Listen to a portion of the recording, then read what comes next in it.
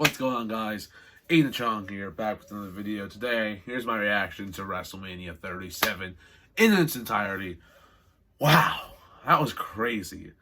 I just finished watching the main event, which I will get to at the end of this video, but Wrestlemania, I definitely did not think that many people would really buy into how it could be so great, as a lot of top mainstay guys are not on the card. Cena, Lesnar, Triple H, Undertaker, those caliber guys who have been there the past 20 years. We haven't seen a single one this year. Not one of those. It feels weird. But it's definitely a step in the right direction. I do believe, hopefully, in future years, we still get some of those older guys coming back. Not for as much of major roles, but something that's definitely major enough to be on the card in a big marquee matchup. Like, Undertaker coming back to face Roman in the main event WrestleMania a few years ago. That made sense. In my opinion, at least. You don't want to have all these different top guys like Goldberg come back with a title every time. Brock Lesnar is the exception, where this dude's still young and he can give some good years and good action in the ring, so there's no problems with him. But, right off the bat, we have Drew McIntyre versus Lashley kicked off WrestleMania Saturday. That was a crazy match. I think they really tore the house apart. It could have been a little bit better match. I know it was a tad just off, in my opinion. I don't know if the chemistry was all there between these two. It's been a few years since they've actually had a match in a while. I mean, they had one last year, but other than that, they don't have too many matches, so definitely you could see the in-ring chemistry wasn't all there, but it was still a pretty solid match. Drew McIntyre lost. Now, I thought that was weird. Drew, I thought he had that in the bag, because Kickoff Mania, Drew McIntyre was the title. I thought that made too much sense, but Bobby Lashley retained, which I'm not mad at. Once again, I actually like Bobby Lashley. He's a cool guy, and a cool champion. I know that sounds so weird, but I think that was actually a good move, because giving it to Bobby to have him lose at Mania would have been weird as a transitional champion. So, props to WWE on their part for that. I don't remember the order of the matches, but I will go from what I remember. The New Day took on AJ Styles and Omos. That was, for what we got for that match, I was not mad at all. We got AJ Styles doing his usual stuff. He was definitely trying to put over the New Day and the Omos. The main point of the match was playing over Omos, but New Day and AJ both got their stuff. When Omos came in the ring, let me tell you, that pop was insane. This dude is like 7'3". This dude looks huge. Like, AEW, they got Shaq. Now, over here at WWE, we got freaking Omos. Like, this dude is huge. He was doing all these crazy, simple, but very powerful moves. It was just a sight to see. And then he did this big-ass choke slam right flat on the mat. 1, 2, 3, with his one foot on Kofi's chest. That was cool. I'm not going to lie. I think that was definitely probably the coolest part of that match. Omos and AJ Styles, tag champs. That makes AJ Styles Grand Slam Styles. Pretty cool thing. A guy who never really, he didn't come up in WWE. He came over in TNA, Impact, and he's a Grand Slam champion. That's pretty cool to see. Especially a guy from the Indies. Like, he's a freaking Grand Slam champion. I think Daniel Bryan is as well. Another indie guy who's big. Not really other come to mind to just yet. Maybe. No, Nakamura hasn't done it, but that's pretty cool. Next match was the Women's Turmoil tag match. It was alright. It wasn't all that. I wasn't really happy about it. Carmella is my favorite diva women's wrestler, and she was with Billie Kay, so I'm like, hey, she's gonna win. That makes sense. Billie Kay's had this whole storyline. They're not gonna waste it. They get eliminated second.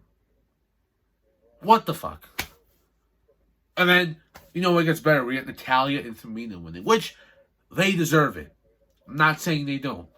But storyline-wise, what sense does that make? You have heels versus heels. And some people like Natalya and Tamina, and the pop they got on night 2, which I'll get to, was insane. But, like, why are you going to have them win like that? I didn't like that at all. But you can't really change it. Next match was, I think it was Cesaro and Seth Rollins. Yeah, that was the match. That was probably the show match of the night for night 1. It delivered in every way it was supposed to. Cesaro was putting up all these crazy moves, swings, stuff. Seth Rollins had the cool outfit, did his thing. Embraced the vision. That's really what we saw in this match, and I think the storytelling here was phenomenal. It really did its part and did a good job at it as well. All right, the next match that was Braun Strowman versus Shane McMahon, the steel cage match. Straight off the bat, Elias and his other dude, I don't know what his name is, attacked Strowman, which set him back in the match with a leg thing. But overall, that was a good match. You had really good spots there. Shane McMahon did coast to coast. Strowman threw him off the cage. My God. And he broke the cage before that. I forgot to mention. Ripped that shit down. Pulled Shane through the cage. Threw him in the ring. Did his powerbomb. Won the match. That was pretty... I liked the storyline there. It was actually something that was building for a little while, so I understood it. And it wasn't just something thrown together like some stuff on night 2. But we'll get to that. Overall, good match. Good win for Strowman.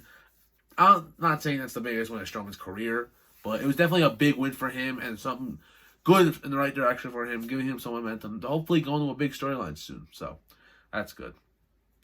The next match was The Miz and Morrison versus Bad Bunny and Damian Priest. Now, I'm going to say first, I don't like Bad Bunny, especially in terms of WWE. I don't like how this dude's getting a big marquee match. And, I mean, I'm not going to say he performed out of this world. Dude had a phenomenal performance. I won't say he didn't. But it just upsets me that some of these other guys are pushed off to Wrestlemania, SmackDown, and they can't get on the show. But Bad Bunny, I mean, I understand his fame, and I'm not hating on him at all. I'm not trying to hate on him. Dude put on a stellar performance, and honestly, I can't complain about the match he had. He had a good match, had some good moves, was in there the majority of the time. Damian Priest did his thing, a few moves here and there, but Bad Bunny really showed out here, I think. Hopefully he can make some other appearances in the future. I just didn't like how the Mania, the Battle Royal, was pushed off to SmackDown. I just thought that was stupid. They could have put it on night 2. No one would have minded, but whatever. And then the main event, Banks versus Belair. Now, personally, I wasn't too fond of Belair being in this match. Not because she's not undeserving. More so, I just thought she was just... I didn't really know how she even got on SmackDown, to be honest. I'm not trying to hate. I mean, I did start watching wrestling back in quarantine, and I did pay attention here and there for SmackDown, but I know she's from NXT. I'm not saying I'm clueless, but I'm just a little thrown off where the hell she even got on the SmackDown. That's just me. But after watching the match, and I think Bianca's character is pretty good, I just thought the story was so. Could have done a lot better of a job with this story. The thing leading it was 2 black women headlining WrestleMania for the first time ever, which they deserve it. Kudos to them, 100%, very respectable, and that's pretty good accomplishment. But I just felt like that title was the match. The storyline, they needed to do a better job on it, let's be honest here. I think they either should have made Sasha more of a heel or Bianca just more of a badass bitch. Like, yeah, this is my time. Like, that's how it was, but it just wasn't enough for me. I wish it just went a little more than that, but the match overall was pretty solid. There were some sloppy moves here and there, but nothing too crazy. You know, everyone's at WrestleMania jitters. Can't complain too much about it, but you have Belair with that hair whip at the end. So this big-ass welt over Sasha. That was crazy. Like, fucking crazy. But, you know... Good match overall. Belair won. I really thought Sasha should have won this match. She's 0-6 now at WrestleMania, and I thought she would have won, and maybe dropped it to Belair the next pay-per-view or something like that. But Belair wins, and I'm not complaining about that. And that's how Night 1 wrapped up. Night 2. This kicked off with Randy Orton versus The Fiend.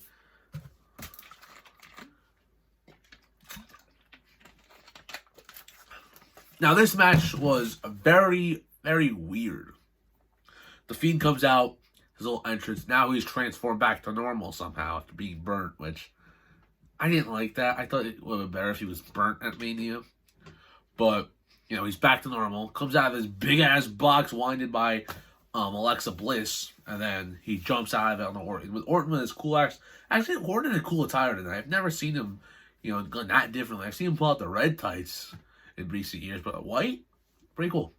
Anyway, match was okay. It wasn't great. Like, not because they were bad moves or so. I think for the time it was given, great match.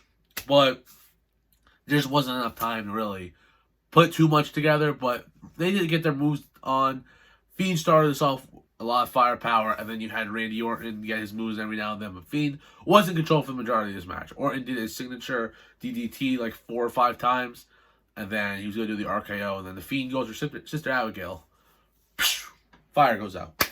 Alexa Bliss is on the Jack in the Box. So she came out with all this black goo coming out, which you could tell definitely came out of her headband thing that was going on, but I thought that was cool and weird at the same time.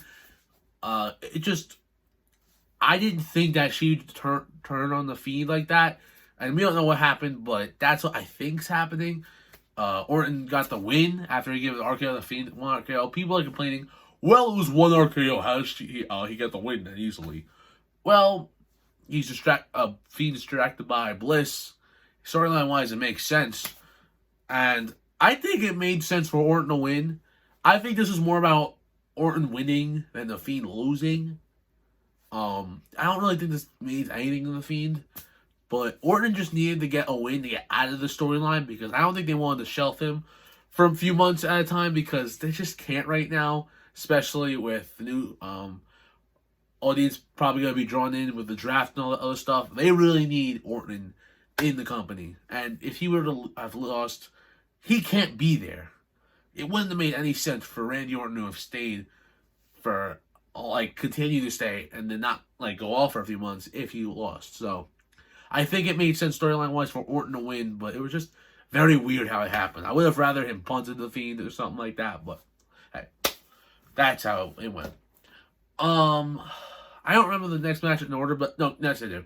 It was Natalya and Tamina versus Nia Jax and Shayna Baszler.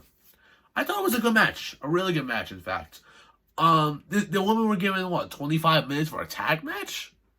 I don't know if I've ever seen that long of a tag match outside the Elimination Chamber.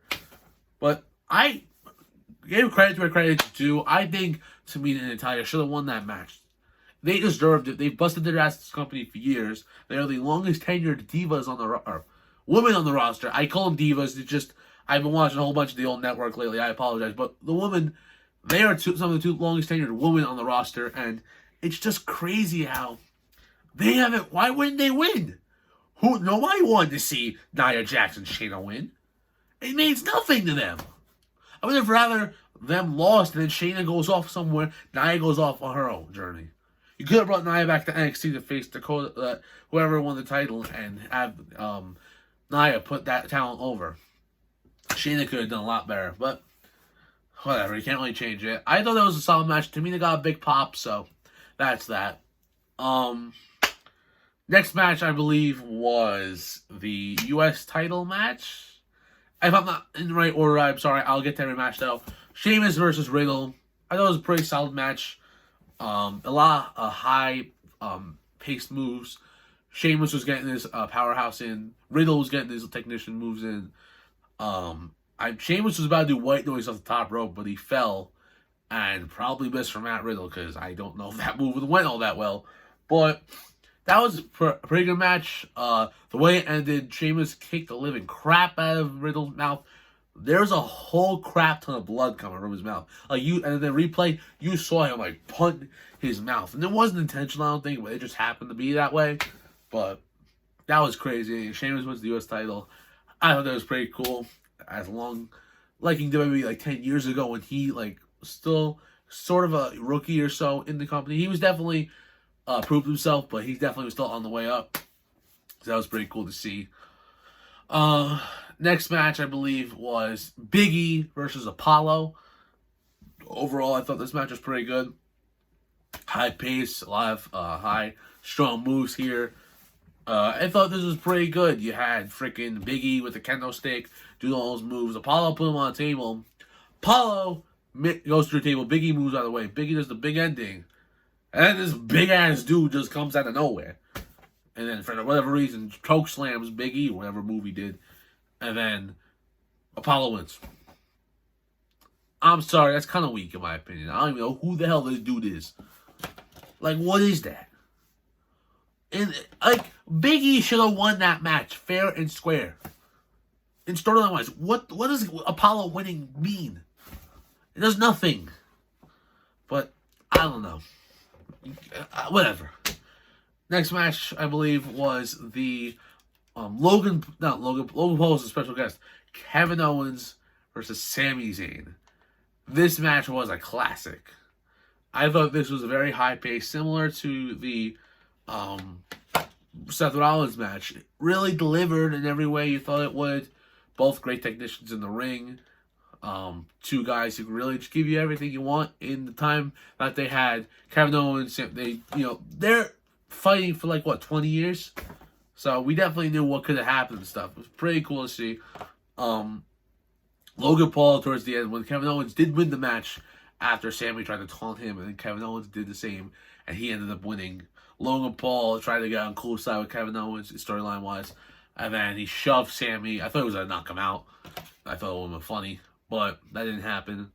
And then he tried to get kudos with Owens, and then Owens stuns him, which is now being referred to as the stun heard around the world, which, keep fair, was pretty damn funny, in my opinion at least. Something cool to see. So I think that was a pretty nice way to have him go out, I guess.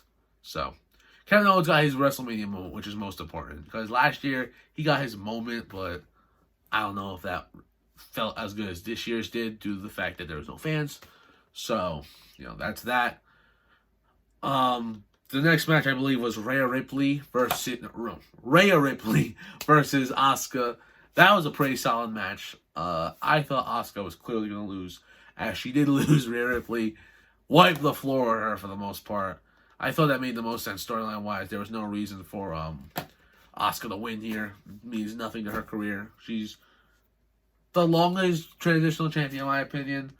I think there's no one else really better to give it to. It makes sense on Raw, so they just threw it at Asuka. I'm not saying she doesn't have the talent for it, but the reign wasn't as respected as it should have been. But can't really change much about that. The last match, I believe... Wait, was that the only... I think that was the last match, except the main event, which, in my opinion, I'm going to say right now, I think it was a 5-star classic. And if I'm looking over the screen, I'm trying to remember if it's the other matches. I have WrestleMania right here. I could fast forward to see. But Edge, Bryan, Reigns. I said to my friend, I thought this match had 5-star potential. You're damn right it did. I think this is a 5-star match. It was high-paced, fast action, always something going on, never too slow. It just kept going and going. This is 21-minute match? Best match of the show. Hands down. Both nights. No doubt in my mind. Edge was pulling off his good moves. You could see he still got it. Damn right. Daniel Bryan, he came out, did everything he had to do, put on some good moves. Really did some very technical moves, which I thought really helped him out overall. Reigns, just being the powerhouse. He definitely took a step back in this match, but it was more so because Edge and Bryan were taking the offense here, and Reigns, took his actions when he did, which counted a lot. And then towards the end, Edge gives a Kacher Dome to Daniel Bryan right as he's about to give it to Roman Reigns. Jey Uso comes out of nowhere, and then Reigns gets the Kacher Dome, gives it to Edge, and then he puts Edge on top of Bryan to win. I think the ending was perfect. I mean, live, I didn't think so, but thinking about it, that was the only real way to end the match. I don't really think it would have been right if Bryan beat Edge. Just would have been weird. People wouldn't have been happy. And if Edge beat Bryan, people also wouldn't have been happy. So I think Reigns taking the heat for this makes the most sense in this storyline, because why would you have the two other baby faces, for the most part, take the W over the babyface? Because either of them could have painted Reigns. Just that would have been stupid. I thought The Rock was about to come back and cost Reigns the title. I really thought someone big was about to come back, and that didn't happen. But it's not the end of the world. Overall, that was a 5-star match in my opinion. Reigns ends WrestleMania standing tall with the Universal title. Very good show. How would I rate it? I'd say a 7 out of 10. I think there are a few matches that were... You know what? No. 8 out of 10. I'll rate it 8 out of 10. There were a few matches that could have been a little bit better, timed out a little better, but overall, I think this was a pretty solid event. You had at least 4 or 5 great matches, in my opinion, at least. And nobody could really disagree with that. And then more matches that were even better. Only bad matches I could say was it wasn't too big of a tag team gauntlet for the woman. I thought that could have been a little better, maybe give them a little more time. But what can you do? Other than that, all of the matches were good. So that's the end of this video. Thank y'all for watching. Listen to my takes. Hope you all enjoyed. Hit that subscribe button down below. I'll see you guys in the next one. Peace.